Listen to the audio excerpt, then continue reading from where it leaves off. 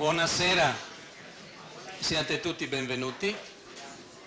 Nome vostro, do anche un cordialissimo benvenuto, grato, al professor Massimo Cacciari. Penso che possiamo iniziare in tempo perché possiamo rimanere qui fino alle 19:30, 19:45. Questo è il tempo che abbiamo a disposizione. Abbiamo chiesto al professor Cacciari di dirci qualcosa sull'educazione, misurandoci con i grandi temi della vita e della realtà.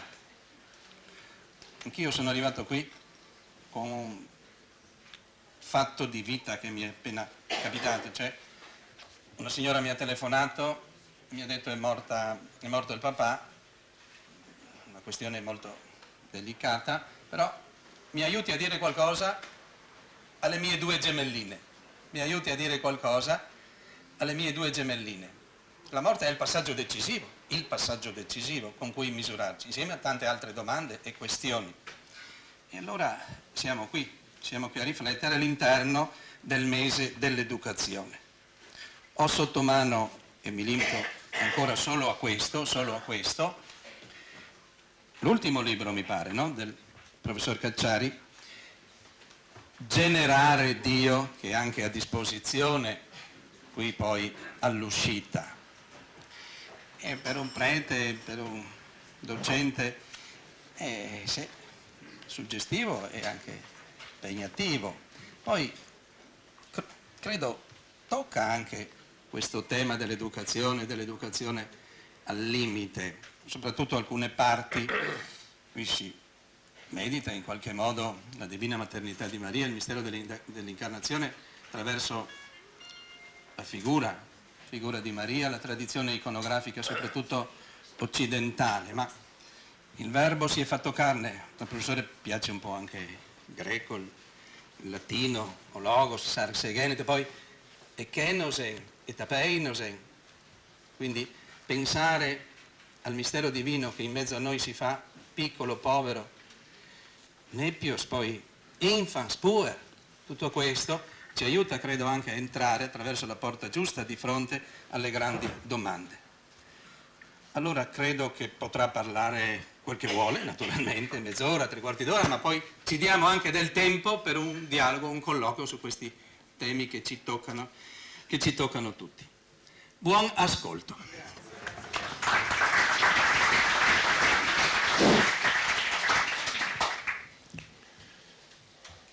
Sì, il tema che vorrei affrontare con voi è un tema molto importante, direi decisivo per la nostra cultura. In fondo educare significa coltivare, no? Coltivare, va bene questo, no? Tutti e due va bene, basta uno. Coltivare qualcosa, coltivare una mente, coltivare un'anima, coltivare anche un corpo, ma lo vedremo. Questo tema dell'educazione, dicevo, è fondamentale per la nostra civiltà, ma dovrei dire è fondamentale per ogni cultura che pensi al futuro, no? Educare significa allevare delle persone che saranno domani. Difficile educare un cinquantenne, un sessantenne, sì, si parla di educazione permanente, ma è un modo di dire. Anche in sede... Per una comunicazione di servizio. Allora, nelle due aule, aula numero 2 e aula numero 3, si può ascoltare in diretta, quindi se qualcuno, seguendo le indicazioni di Elisa e di Roberto, vuole entrare e passare in quella, sta seduto, tranquillo e ascolta bene. Aule 2 e 3 seguendo le indicazioni esterne, spero di non... Meglio, perché in piedi adesso non si va neanche più alle partite di calcio, quindi direi che sarebbe umano stare seduti quando si ascolta qualcosa. Naturalmente non ce l'ho con i miei amici che stanno in piedi, piuttosto con gli organizzatori che non hanno pensato all'affluenza. Comunque riprendiamo il discorso e andiamo in medias res perché il tempo stringe. Allora dicevo, più che un tema decisivo per la nostra civiltà si dovrebbe dire un tema decisivo per quelle culture che pensano al proprio futuro, perché pensare al futuro significa essenzialmente appunto investire, come si direbbe ora con un'espressione orrenda, in capitale umano, è evidente. Quindi l'indice migliore per capire che una società, che una comunità è in crisi, o peggio, è quello di vedere come va con la sua educazione, con i suoi programmi educativi, perché una società che non investe in educazione non prepara il proprio futuro. Si limita a sopravvivere, si limita a galleggiare e forse di questo dovremmo parlare in sede di discussione tra di noi, se nella discussione qualcuno vuole o volesse attualizzare il tema. Ma io nella mia introduzione farò un discorso puramente che riguardi i termini fondamentali, i concetti del tema educazione. Educazione si dice in vari modi nelle nostre lingue, no? Quello che a me piace di più è il modo greco, appunto. Si dice paideia. Paideia, pais, paidon, è il fanciullo e quindi paideia significa letteralmente non educazione in genere, ma come dicevo all'inizio, educare il fanciullo, il pais. Quello è il problema, quello va educato. Certo, una persona matura e intelligente continua a educarsi. Tuttavia, noi sappiamo, anche da un punto di vista medico, che il nostro cervello, oltre una certa età, non è più plasmabile più di tanto, non è più modellabile più di tanto. È un fatto fisico, significa che non significa che diventiamo meno intelligenti, la nostra intelligenza è diversa, elabora, approfondisce, ma non fatica enormemente a rimodellarsi. L'esempio tipico di questo è nella facilità di apprendere una lingua, no? Per dire che arrivati a una certa età non si riesce a imparare una lingua, se non meccanicamente, malamente. Quindi paideia, chiamiamola così la nostra educazione, paideia, quello è il tema, paideia. Questo è il tema platonico, questo è il tema di tutta la nostra civiltà nelle sue origini greche. Educare è un bel nome. Educare, cosa vuol dire? Ecducere, no? Condurre fuori, condurre fuori, far uscire, far sgorgare qualcosa dal fondo, educare. E, possiamo dirlo subito, educare è totalmente l'opposto di informare. No? Provate a pensarci. Ecducere, informare. Sono due visioni della cosa, direi due visioni del mondo completamente opposte, in questi termini che noi continuamente confondiamo. Perché ormai caratteristica della nostra epoca è parlare senza sapere ciò che si dice, no? Senza conoscere minimamente il significato dei termini che si usano. Se ci pensiamo un po', educare ed informare si contrappongono. Cosa vuol dire ecducere? Trarre fuori. Ma se io traggo fuori qualcosa da questa scatola, vuol dire che in quella scatola c'è qualcosa, che quel contenitore non è un vuoto. Se io traggo fuori qualcosa vuol dire che in quel qualcosa, che in quel contenitore c'era qualcosa che io traggo fuori, che io educo.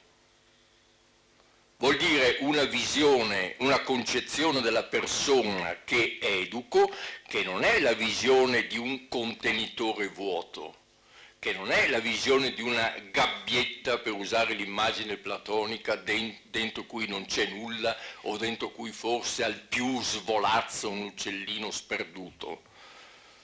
Vuol dire che in quella persona e nella mente di quella persona che educo vi è in potenza tutto,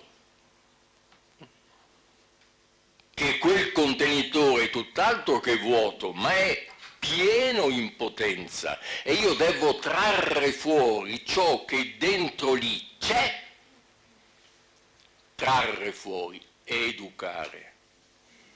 Quindi che io devo conoscere e riconoscere il valore di quella persona che ho di fronte, capire le potenzialità di quella persona ed essere così bravo da trarle fuori. È la visione maieutica della paideia, che era propria della Grecia classica, ma in particolare propria di Platone. E tutti sanno che appunto, o dovrebbero sapere, che tutta la nostra civiltà filosofico-scientifica, politica, eccetera, è tutto uno scambio, una relazione con Platone.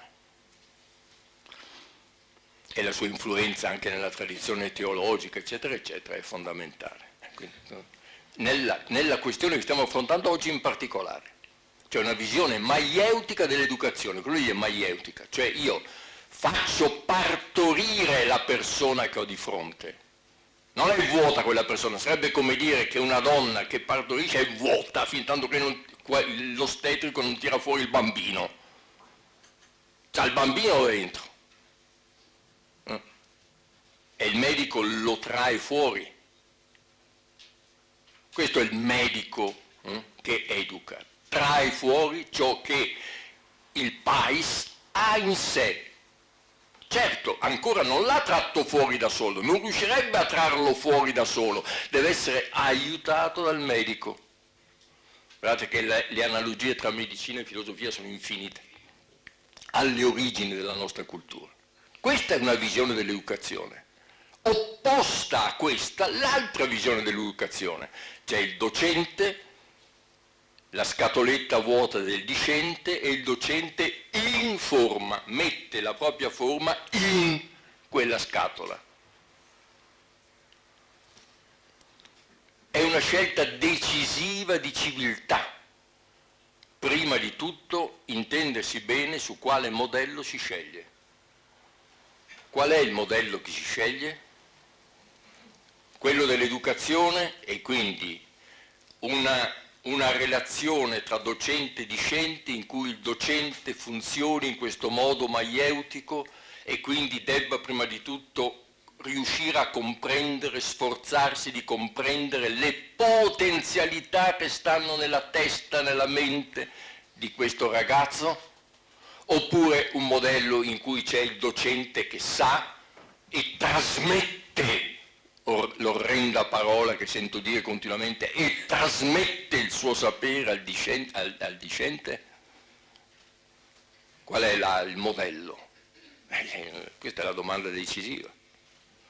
È il modello platonico o è il modello delle macchinette di cui attualmente disponiamo, che è un modello puramente, perfettamente informativo?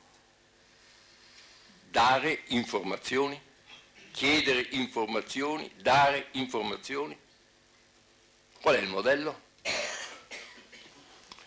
Fintanto che non si decide questo, nessun paradigma di scuola, eccetera, eccetera, può funzionare, nessuno. Questa è la prima questione che volevo sottoporvi. Seconda questione. Ammettiamo che noi adottiamo anche il modello maieutico, a me piacerebbe definirlo così. A che fine? Perché certo, bello, sì, così, ma io devo anche sapere, in questo rapporto, in questa relazione c'è l'esserci in potenza del fanciullo e c'è quello che ho chiamato il medico, il maieuta, quello che trae fuori, no? È una funzione importante. Trae fuori per che cosa? Perché potrei anche decidere di fare a meno di trarre fuori, ognuno si arrangia. Qual è il fine per cui educo? Allora, primo punto, pensateci, decidete per quale modello siete, non sono compatibili, non c'è nessuna compatibilità tra i due modelli, c'è un out-out. Seconda questione, per quale fine educo, ammesso che voglio educare, ma è lo stesso problema, vale per il modello informativo, per quale fine informo? Qual è il fine? Allora, anche qui due modelli. L'uno che viene di nuovo da quella fonte della nostra cultura che è la Grecia classica, e su questo ancora più Aristotele che Platone ha insistito, nella politica, in altre opere, e l'altro modello, che io credo via via diventi dominante nel contemporaneo esattamente come quello informativo. A che serve educare? Ecco la domanda. A che serve? E già la domanda è posta in un senso quando la pongo così, no? L'educazione deve essere un'educazione all'utile, la dico nei termini proprio di Aristotele, all'utile o alla virtù?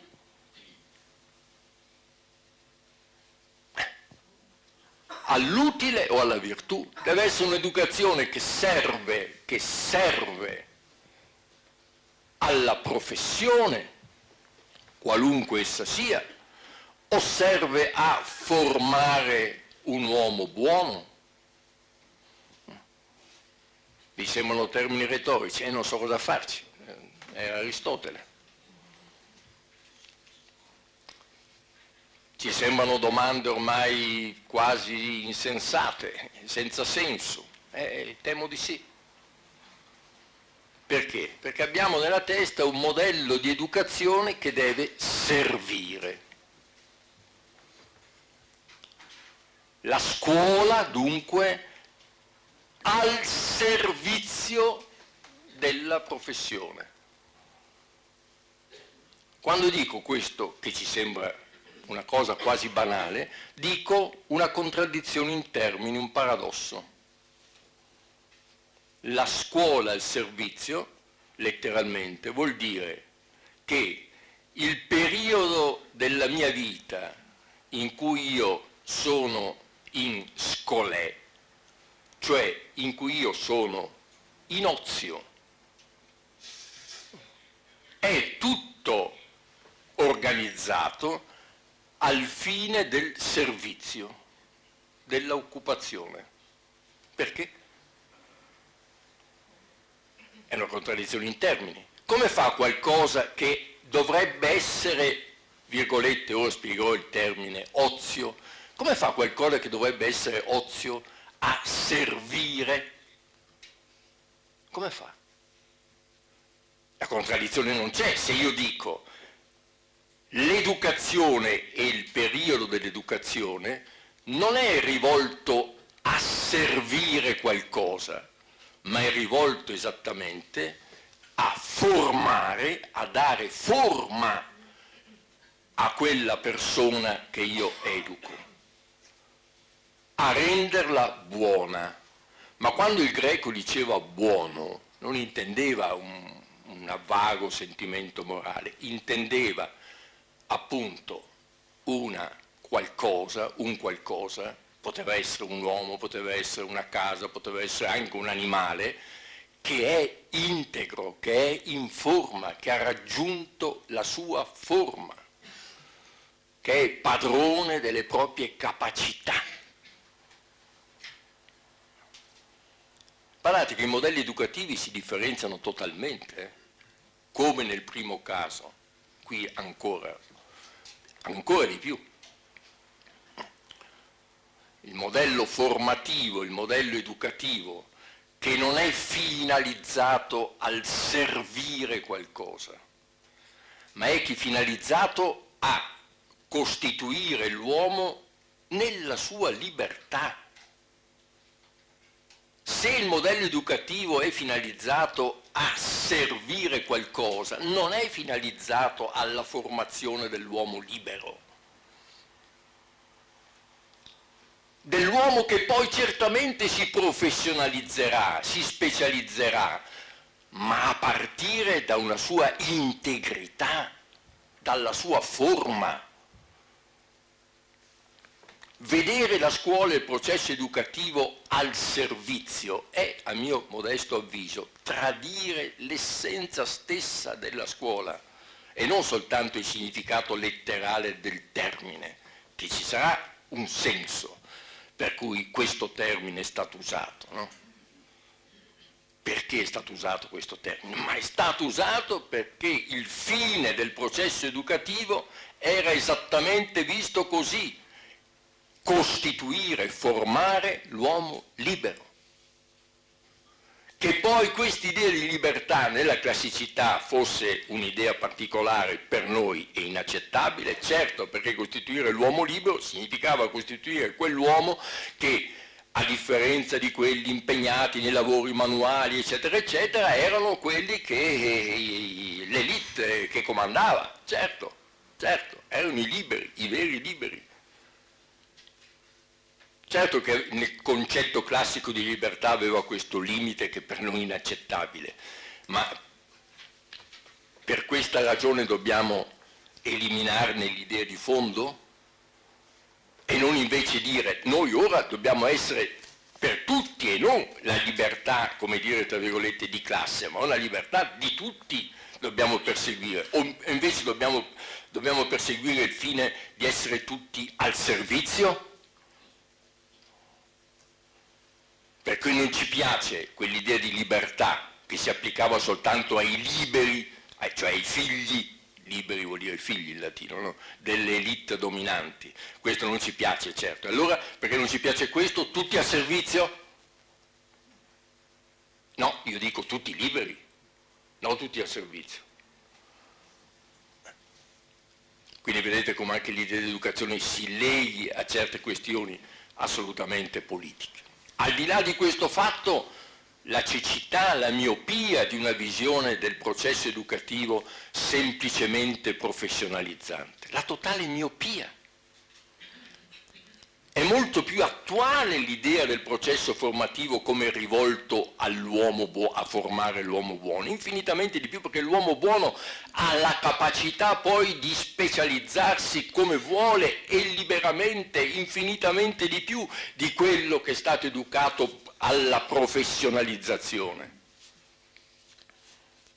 Nel mondo contemporaneo la mobilità delle forme di lavoro, la mobilità dei rapporti di lavoro, delle relazioni di lavoro, le trasformazioni rapidissime di tecnica, organizzazione sono tali da rendere totalmente miope, oltre che teoricamente secondo me aberrante, ma anche politicamente e praticamente miope una visione dell'educazione al servizio dell'occupazione.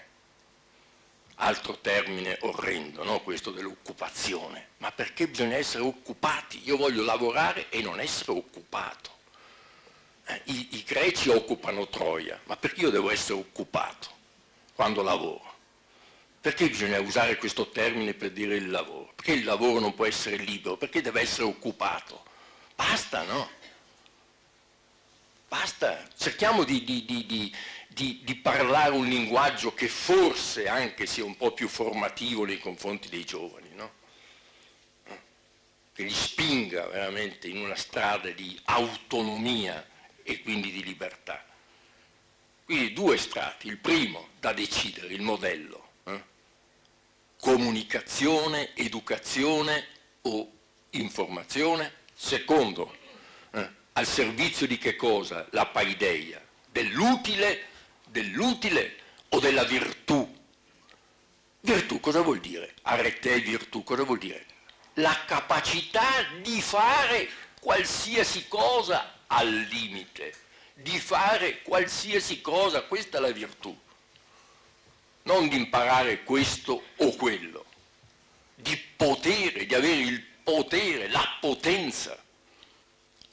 L'educazione serve a questo, a rendere il paese potente di tutto, ma per essere potenti di tutto dobbiamo essere liberi dal servire questo o quello.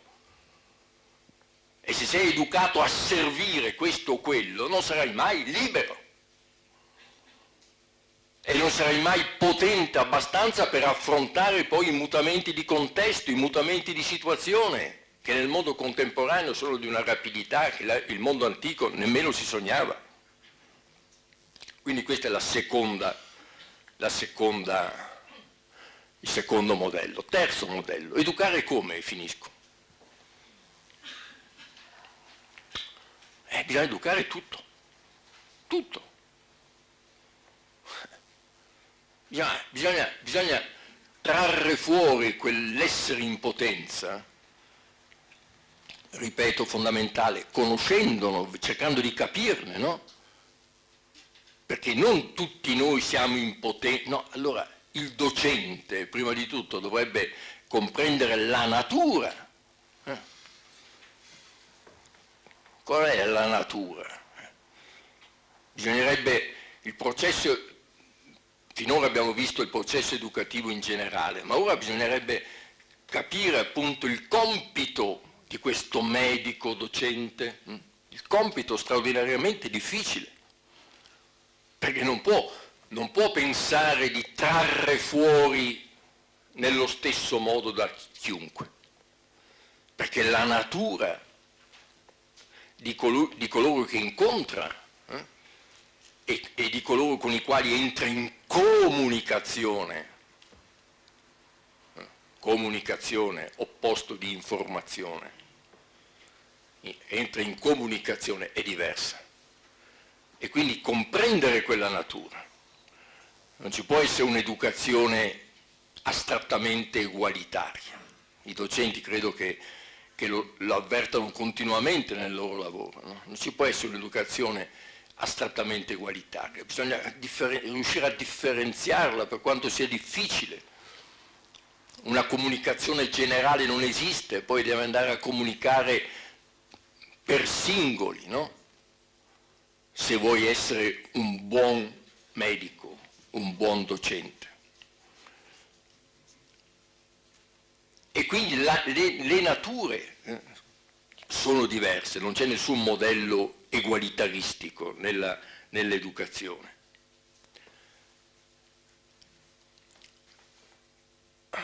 E educare che cosa? Educare tutto, dicevo. Educare fisicamente.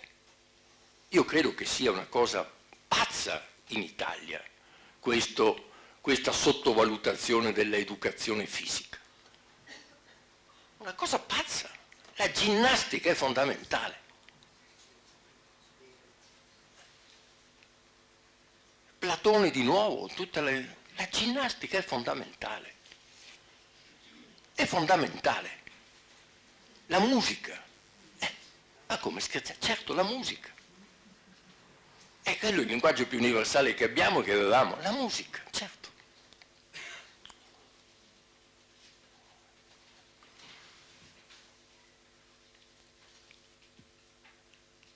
Perché ginnastica e musica? Perché i greci pensavano che ginnastica e musica fossero le basi della paideia? Perché? Perché la ginnastica e la musica insieme ti fanno capire appunto che l'educazione ha come fine la forma, l'armonia tra le parti. E se tu sei educato a quel linguaggio fondamentale universale che è la musica, e sai e ti muovi armonicamente, armoniosamente, governi, controlli i movimenti delle parti del tuo corpo, in te si forma naturalmente un'idea di colleganza, di composizione, di buona forma. Naturalmente, se sei così educato, tu nella tua vita non stonerai mai, qualsiasi sia la tua attività. Ti sembrerà innaturale tutto ciò che viola le leggi dell'armonia, della composizione, della forma. Se sei educato bene, ginnastica e musica, alla base, prima ancora di imparare a leggere e scrivere, alla base, tu, se sei un politico, non ruberai mai. Perché ti farà schifo. Esattamente come se sei educato bene, non mangi con le mani nel piatto, non ti metti le dita su per il naso. Non è una battuta, è così. È così che ragionavano i nostri classici, dicendo l'educazione deve formare l'abitudine. L'abitudine, se l'educazione non forma l'abitudine ad una vita buona, non è educazione. Ti posso insegnare tutta la storia della filosofia, le matematiche, le scienze, l'astronomia, ma se la tua educazione non ti ha formato all'abitudine, abitudine, in greco come si dice? Si dice ethos. L'ethos non ha nulla di astrattamente moralistico, ethos vuol dire esattamente abitudine, quello che i latini dicevano mores, e dicevano ma cosa vuoi che contino le leggi se non ci sono i mores? Che cosa vuoi che contino le leggi se non ci sono i mores? Le leggi verranno sistematicamente disobbedite e ci saranno i poveri magistrati ad inseguire dalla mattina alla sera i criminali. È come la storia di Agostino che voleva prosciugare l'oceano col cucchiaio. Se non ci sono i mores, e questi non li fanno i magistrati i mores, li fa l'educazione, li fa la scuola, quando è rivolta alla virtù, alla bontà, non quando è rivolta a dare qualche informazione. Ne può dare 100.000, ma non formerà mai l'abitudine alla vita buona. E questa abitudine si forma naturalmente, non perché c'è l'insegnante che predica, con rispetto parlando. Nulla è più inutile delle prediche in tutti i campi. E come insegnava San Francesco, l'esempio, no? Le prediche. Nulla è più inutile delle prediche. E allora, ginnastica non è una predica, musica non è una predica. E ti viene naturalmente l'educazione alla armonia. Cosa vuol dire armonia? Armozen in greco. Connettere vuol dire, nient'altro che connettere vuol dire armonia. La connessione. E la connessione ti fa capire che cosa? Ti farà capire, naturalmente anche qui sarà una tua abitudine, non ti porrai neanche la domanda. La connessione, se tu sei stato educato al connettere, all'armonia, non ti verrai mai in mente di essere da solo, di essere un individuo, di fare il tuo interesse, di pensare di essere l'ombelico della terra, come pensiamo tutti ormai, no? Nessuno gli verrà in mente. Perché? Ma perché è stato educato all'armonia e quindi sa che ogni suono si connette ad altri, che ogni parte del corpo si muove con le altre. Abitudine. Se l'educazione perde questa finalità di abituare, allenare, ma vedete proprio come si allenano i cavalli, sì, come si allenano i cavalli, i cani. Educare all'armonia. E su questa base, geometria, aritmetica, astronomia, filosofia, trivio, quadrivio, bene, su questa base. Che a noi ci sembra da sorridere adesso quando ci dicono ginnastica, ma perché? Musica. Platone, Politeia, la grande opera, la somma opera della filosofia occidentale. Comincia. Come educhiamo i nostri fanciulli? Bene, iniziamo, ginnastica e musica.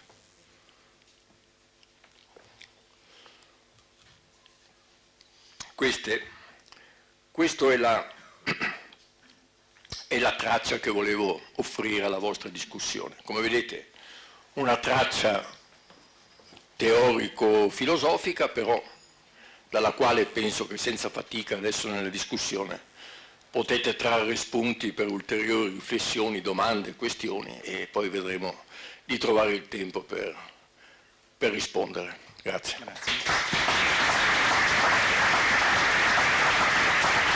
Raccogliamo domande.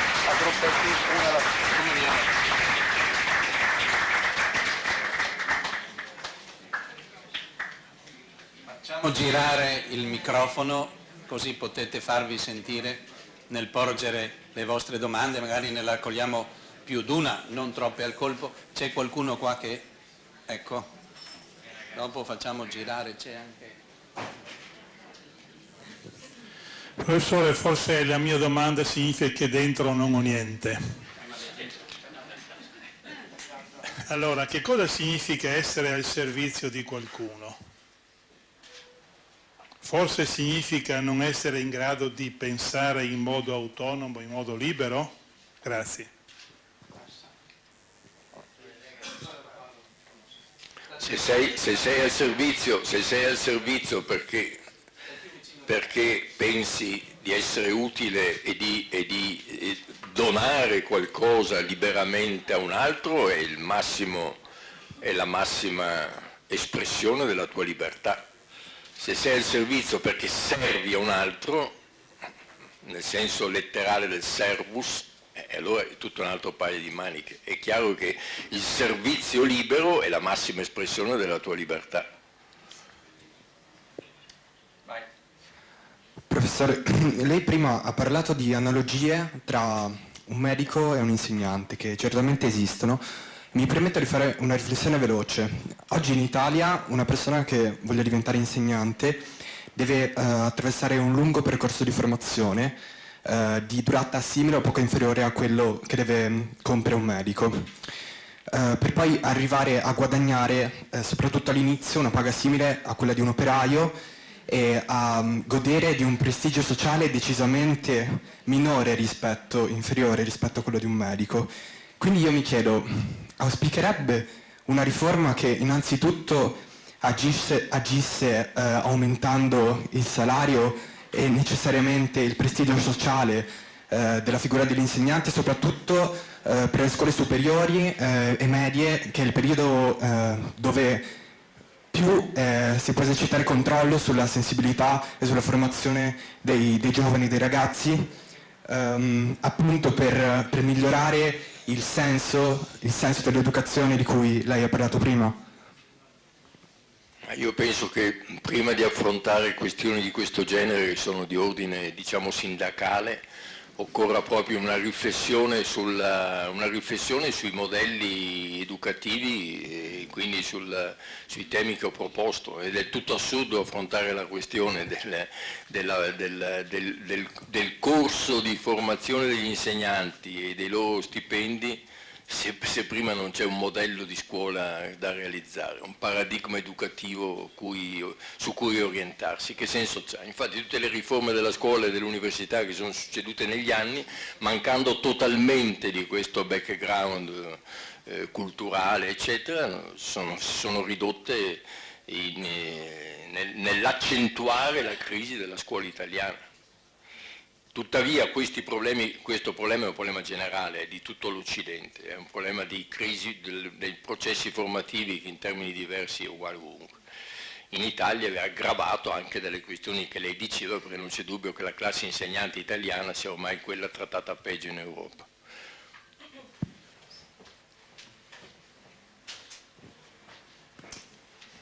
Buonasera, professor Cacciari. Nel suo bel libro Il labirinto filosofico, a un certo punto lei fa riferimento alla figura di Stanley Cavell, un filosofo americano, che si spinge a definire, forse un po' diciamo in contrapposizione, ma in contrapposizione dolce a quello che lei ha detto all'inizio, si spinge a definire la filosofia come educazione degli adulti. E lo fa in un'ottica di un tentativo di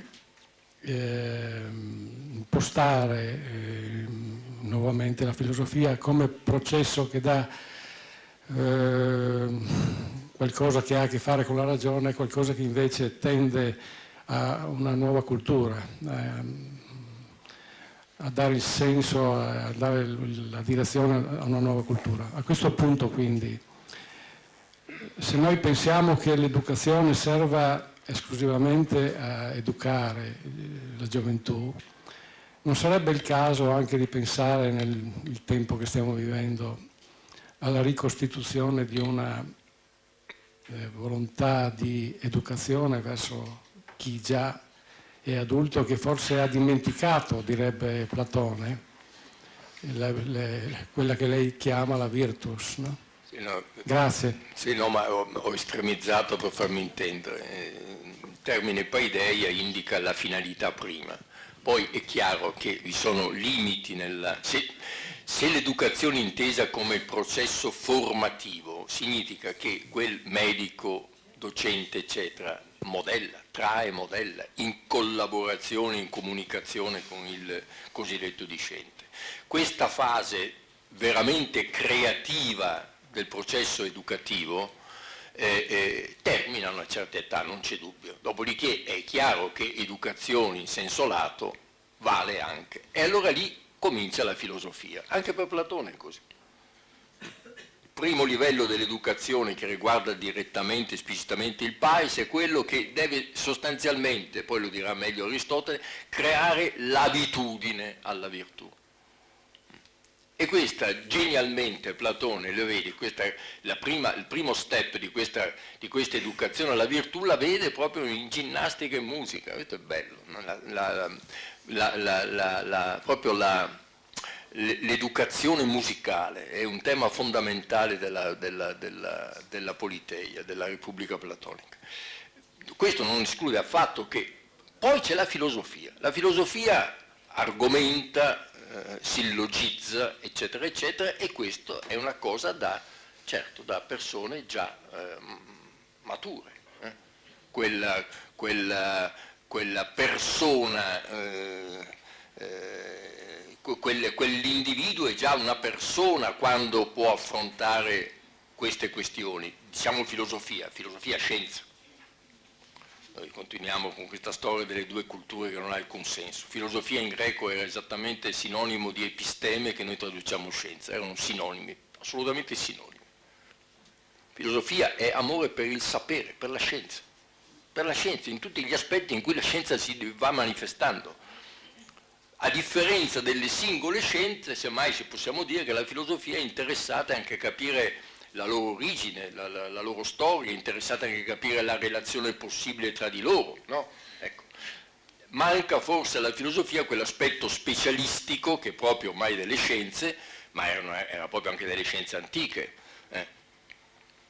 No, era proprio anche delle scienze antiche. Tutti i libri specialistici di Aristotele, la botanica, le piante, gli animali, più scienziato di lui, cioè un modello di scienza specialistica.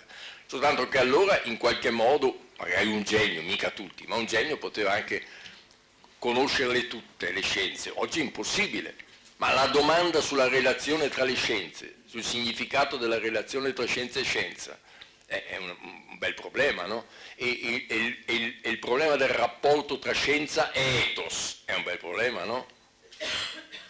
Ecco, questo è il tema della filosofia, di una filosofia del presente. E questo è il tema della filosofia del presente. E tutte le filosofie sono sempre state filosofie del presente, nessuna è stata un puro gioco formale. Hegel diceva che se la filosofia fosse una questione di forme e di formule si sarebbe risolta in 10 minuti.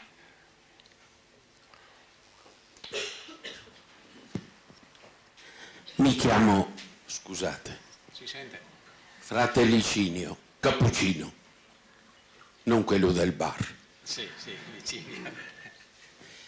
Allora io mi sento un fallito, 57 anni di sacerdozio, 57 anni di prediche. Se ha fatto solo prediche sicuramente sì. Ma veramente frate Francesco mi ha insegnato che se la predica non è accompagnata da una vita santa, È quello che ho detto io. allora posso stare tranquillo, professore. Io non lo so.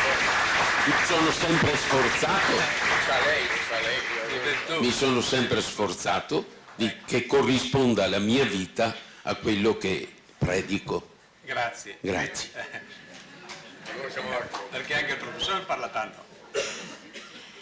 Mi chiedo, da docente in particolare, scegliendo il modello maieutico, in un docente? Sono più importanti le caratteristiche personali, la messa a frutto della propria educazione ricevuta, l'attitudine o la tecnica, la didattica, tutte queste tecniche che adesso ci presentano come necessarie per tirare fuori poi le qualità e le doti di ogni discente. Grazie. Non so, queste tecniche, non sono un pedagogista, quindi non ho familiarità con le tecniche particolari. Credo che sia proprio un'attitudine comunicativa, una capacità appunto le tecniche. Poi sa, le tecniche sono, la tecnica per sua natura è quella che si applica universalmente, come la legge di natura, mica vai a vedere come funziona il singolo fenomeno. Vedi che cosa li metti insieme i fenomeni. Le tecniche hanno questo particolare, ora possono anche andare bene, ma devono essere superate nel momento stesso che le assumi, possono essere degli orientamenti, perché poi dopo lo sforzo educativo secondo me è proprio rivolto al singolo, alla persona, non puoi pensare con la tecnica di risolvere i problemi di quella persona, di quell'altra persona, di trarre fuori da lui, da questo e da quest'altro, tutte le sue potenzialità attraverso una tecnica che per sua natura si applica universalmente. Quindi possono essere degli aiuti, possono essere dei supporti, ma poi ci deve essere la capacità, come dire, socratica di far scoprire autonomamente alla persona e dire: ah, ho scoperto io il teorema di Pitagora. E di fargli sentire il teorema di Pitagora come una sua creazione. Questa è la vera abilità del docente, no?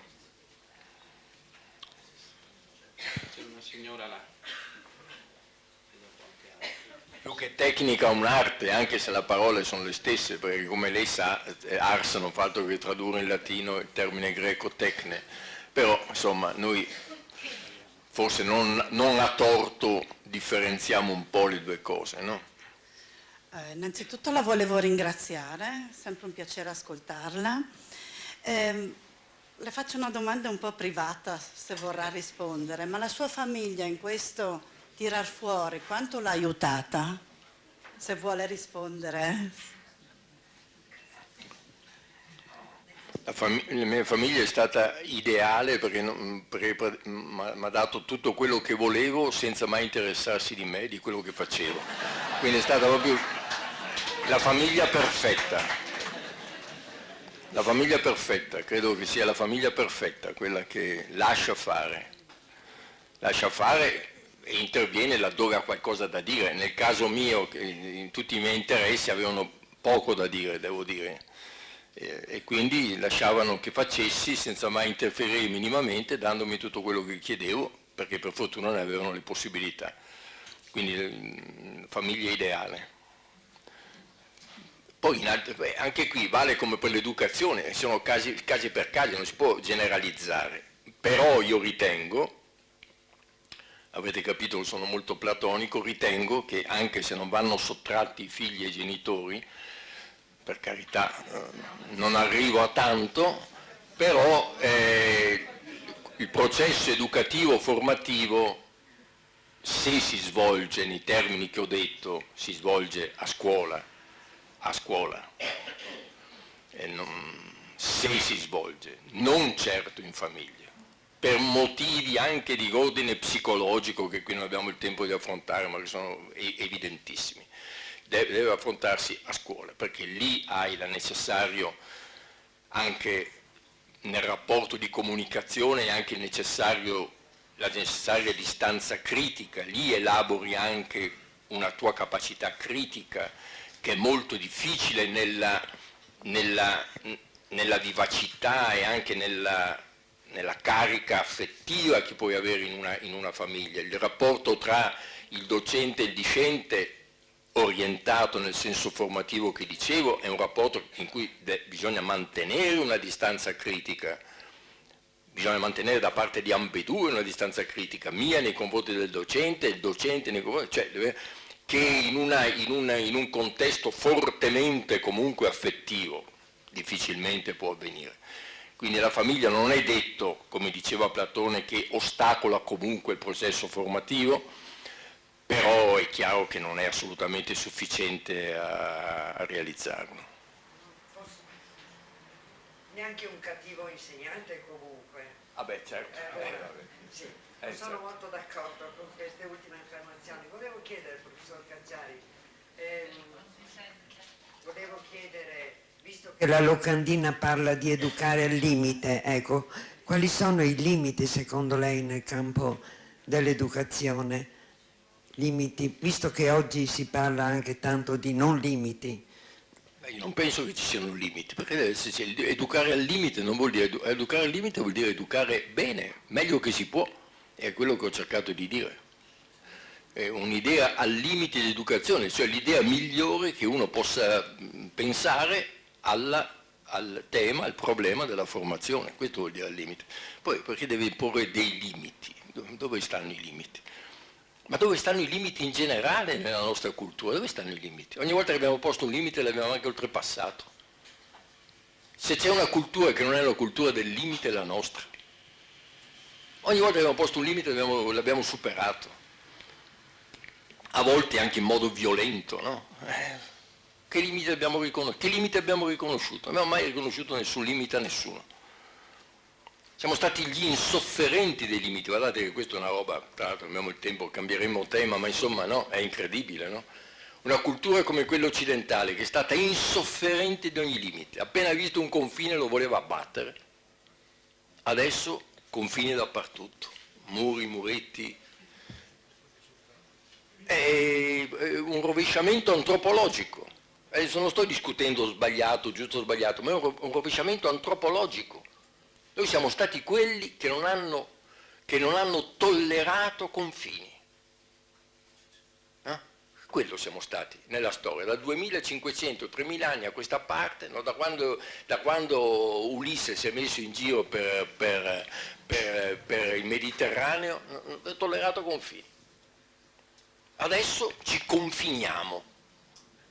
Guardate che è un bel capovolgimento antropologico, Sarà giusto, sarà sbagliato, che ne so, ma il capovolgimento c'è, indubitabile.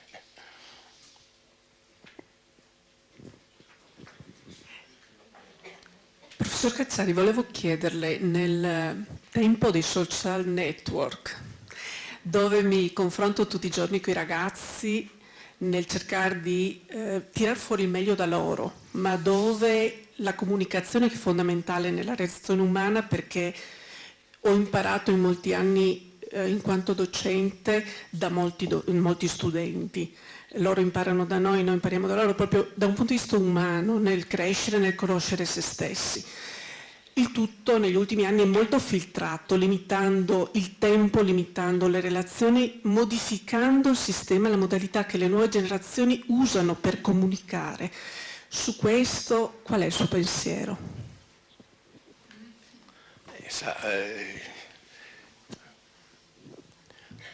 Occorrerebbe che la scuola, senza assolutamente, perché sarebbe ridicolo, demonizzare, eccetera, questi mezzi, eccetera, eccetera, riuscisse, svolgendosi nei termini che ho detto, nella prospettiva che ho detto, a rendere finalmente davvero interessanti, interesse, nel senso più pieno, interessanti, le forme della comunicazione, perché non è comunicazione. Li uso io, li usano tutti, servono, cioè, mezzi, ma non sono comunicazione. I ragazzi con quei mezzi non comunicano più. Questo è il punto. Allora la scuola dovrebbe svolgersi in modo tale da rendere evidente al ragazzo che cos'è comunicazione, da rendergli interessante che cos'è comunicazione, senza minimamente dire adesso devi smettere di usare il telefonino, certo continueranno a usarlo, lo useranno sempre di più, ma capire che non è comunicazione. Non sono comunicazioni quelle frasette che ci scambiamo tutti continuamente, i messaggini che ci scambiamo tutti dai 100 anni ormai ai 2. Nulla, bene, continueremo a scambiarci messaggini, continueremo a informarci, continueremo a cliccare per avere le informazioni. Ogni volta che c'è qualcosa che non mi ricordo vado sul web e me lo trovo subito, perfetto, no? Ma comunico. Comunicazione è un'altra cosa, come formazione ed educazione è un'altra cosa rispetto a informazione.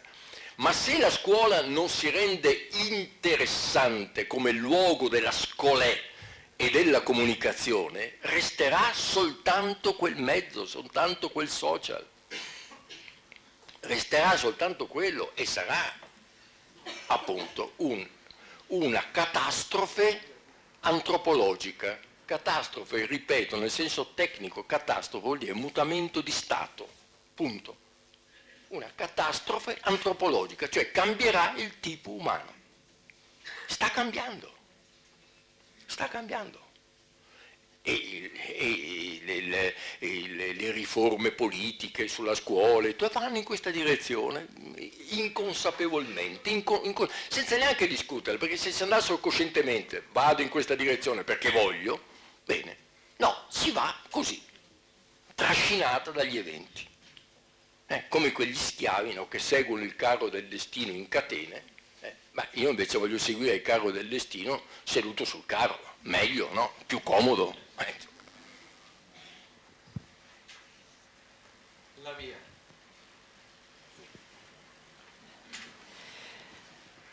Allora, professor Cacciari, io la ringrazio soprattutto per la chiarezza del suo discorso, delle sue parole così incisive, ecco, da ottimo docente.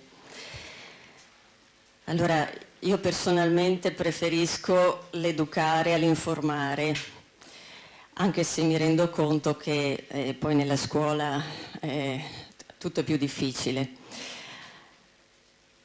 Allora, mi sono posta il problema tra educare ed informare, cioè tra exducere, tirar fuori, no? Dallo studente, dal discepolo, magari si riesce molto bene, si dovrebbe fare quando i ragazzi sono alla scuola primaria, dopo magari sarà necessario anche informare, no?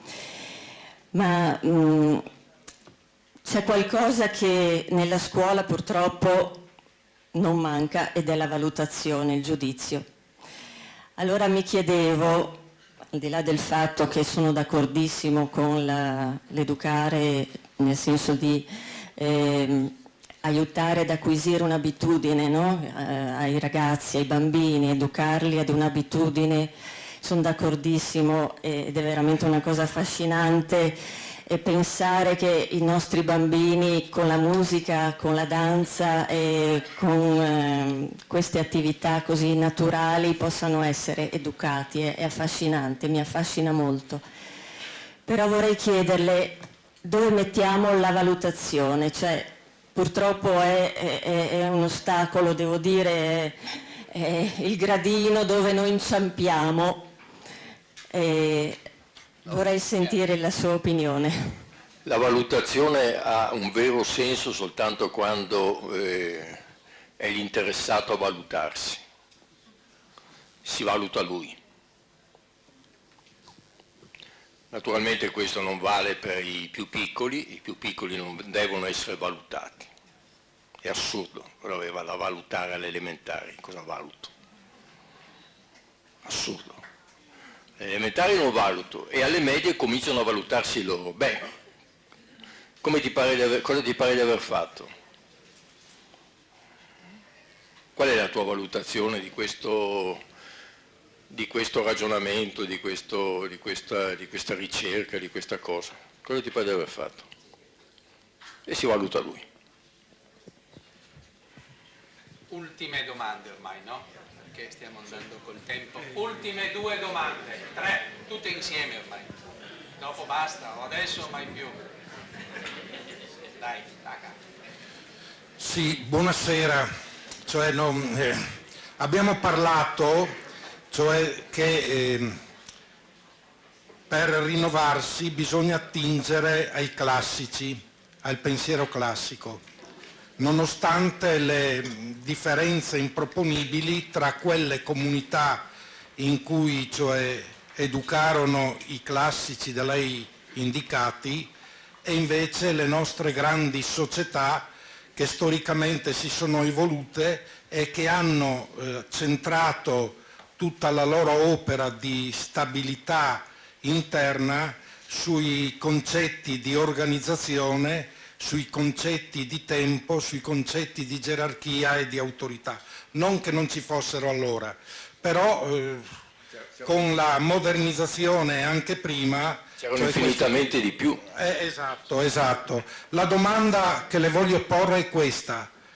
Ma quali sono i tempi che servono per poter, diciamo, contestualizzare un messaggio, meglio, una comunicazione educativa e per passare dalle leggi che sono scritte a volte avulsamente a quelle che sono i mores, per costituire l'ethos e i mores, quelle abitudini di dare potenza ai nostri ragazzi, cioè servono l'organizzazione, ma il tempo, quale tempo occorre? Non mi dica però che abbiamo tutto il tempo a disposizione. No, ma bisogna partire, non so quanto tempo occorre, ma occorre partire. Io se non parto da Portogruaro stasera non arrivo a Trieste.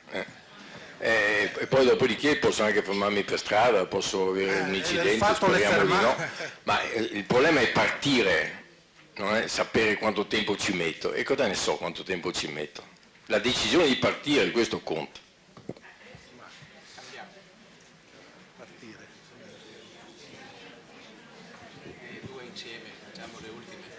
Due insieme, dai. Professore, una domanda quasi personale. Lei ha detto che nell'istruire si tira fuori per creare l'uomo buono. Io penso a Seneca che ha creato Nerone, ma viene sempre fuori buono l'uomo dalla sua esperienza? Ha creato Seneca Nerone, poverino. No, ma ha tirato fuori l'uomo. Ha cercato di educarlo invano, ma questo si rifà a quello che dicevo, che vi è una natura. Ah, c'è sempre una natura. Certo che c'è sempre una natura, e quella non mica lo fa c'è sempre una natura. Perché allora... perché non c'è la natura, il medico che trae fuori non ha a che fare con nature diverse, certo. Tira fuori sempre una roba uguale. Ma allora l'insegnante che affronta comunque tutti... Ma l'ho detto, deve capire la natura che ha di fronte, la natura non l'ha fatta lei, la modella, la plasma, no. Comunicando con dice, ma non l'ha inventato la natura, da una natura non può tirare fuori niente, non è questo estratto egualitarismo che domina tra l'altro, no? Che tutti devono andare alla pari, è impossibile. Perché le nature sono disuguali, per nostra fortuna le nature sono disuguali, dopodiché devo creare le opportunità anche per quello che non ce la fa di arrivare a modo suo, e quindi questo è un problema, il problema dell'educazione che ho detto che deve essere differenziata, non ci può essere una tecnica uguale per tutti i casi che li trovi in una classe. Ah, ok.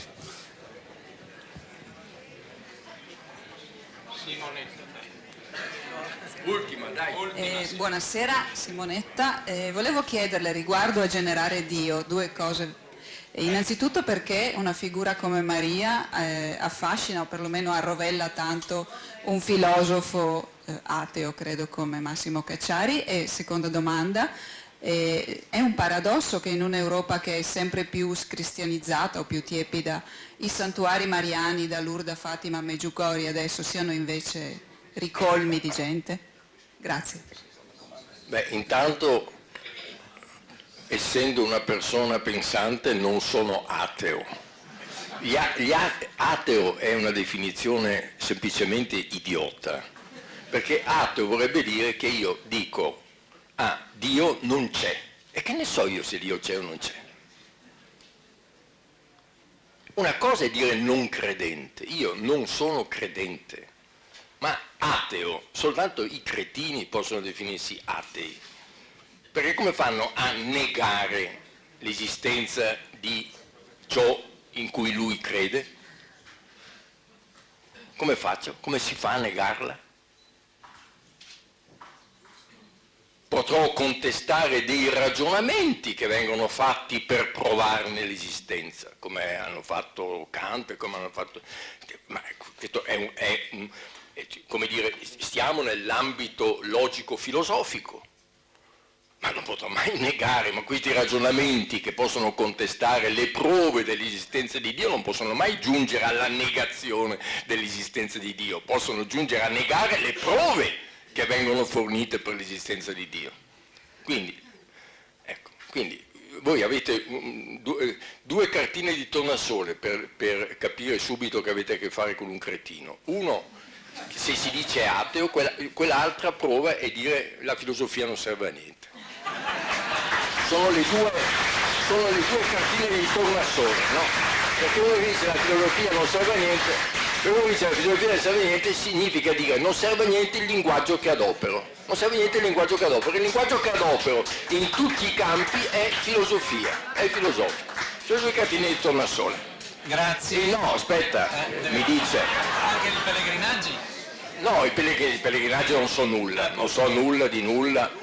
E non li giudico, la religione ha sempre anche un aspetto di culto, un aspetto di cerimonia, un aspetto, ce l'ha sempre avuto e sempre ce l'avrà, è sempre un fatto sociale e quindi non bisogna neanche di giudicarle come una volgare superstizione eccetera eccetera. Certo non hanno a che fare con il nucleo forte che a me interessa della tradizione teologica cristiana e la figura di Maria mi interessava particolarmente perché è stata vista, secondo me, male e dalla teologia ma anche dalla filosofia, in particolare dalla filosofia che non prendono minimamente in considerazione grandi filosofi che hanno affrontato il problema della cristianità, dell'europo-cristianità, e che hanno avuto un'influenza enorme anche nel pensiero teologico, praticamente non hanno mai considerato Maria, no? Il logos che appunto diventa carne, ma scusa, diventa carne come? Perché si può anche pensare che il Padre Eterno nella sua onnipotenza, ecco, un uomo in carne ed ossa, a mia immagine e somiglianza. Ma perché appunto quel grembo, la donna? Questo... Il Logos poteva farsi carne anche senza la mediazione della donna. E no, si fa carne attraverso la donna. E nell'economia del divino quella figura quindi svolge una funzione essenzialissima e problematicissima, come soprattutto proprio nell'immagine, nella tradizione iconologica è facilmente comprensibile, ma di questo eventualmente un'altra volta perché rimando al libretto. Altro? Basta. Sì, un'ultima domanda. Salve, noi siamo due studenti, perciò il tema dell'educazione è cruciale per noi. Abbiamo assistito a molte conferenze sull'educazione, sue, Massimo Recalcati, di Gamberti, di molte persone. È la prima volta che parlo.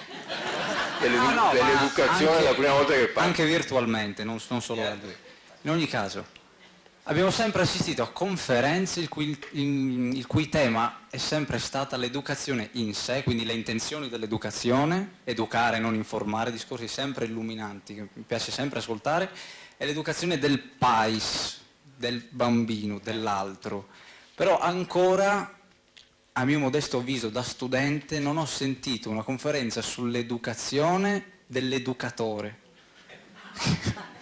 Che è quello che da studente io vivo peggio, cioè i miei docenti, non l'istituzione, non la materia, ma chi me la trasmette, la relazione che ha il mio educatore con quello che lui vuole trasmettermi, non so se mi sono spiegato. Chiaro? Ma grazie.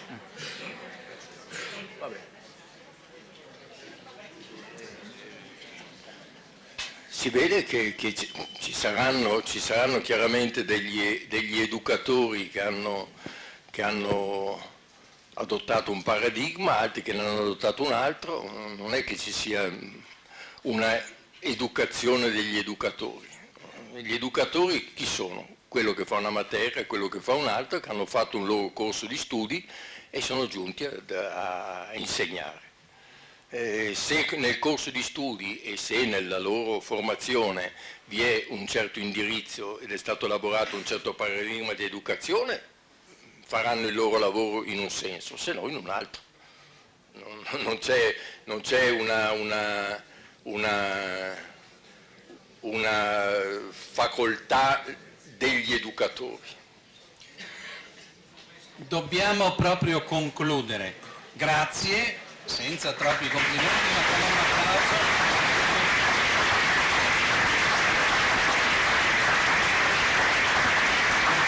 Tutto quello che ci ha detto, ben comprese le ultime parole in risposta anche a quella domanda. Però, mentre comincia ad alzarsi, professore, e voi anche stando in piedi sentite questa cosa. Portogruaro, così lo raccontiamo anche al professore, è città della musica. È stata ed è città della musica, dell'educazione musicale, dell'arte musicale, dello studio della musica. Ed è diventata da 20 anni anche città di scienze dell'educazione, città di altri corsi di laurea. Addirittura avevamo cercato all'inizio di mettere insieme musica ed educazione attraverso un percorso anche molto prestigioso di musicologia, lì non ci siamo riusciti.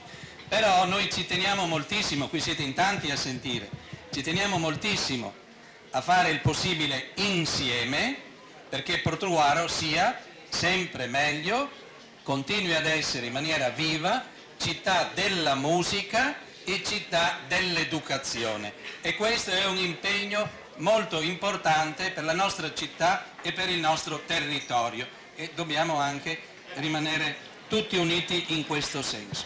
Grazie di nuovo a tutti voi, ai collaboratori.